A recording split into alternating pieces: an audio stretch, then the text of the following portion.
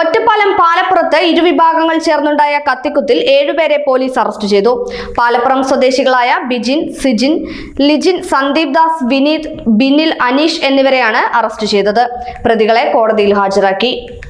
തിങ്കളാഴ്ച രാത്രി 11:30 പാലപ്പുറം മുണ്ടഞ്ഞാറയിലെ ആളൊഴിഞ്ഞ പാടത്ത് വെച്ച് സംഭവം നടന്നത്.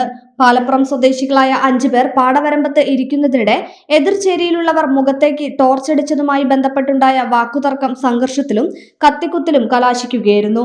സംഘർഷത്തിൽ ഇരുചേരികളിലുമായി 5 പേർക്ക് പരിക്കേറ്റു.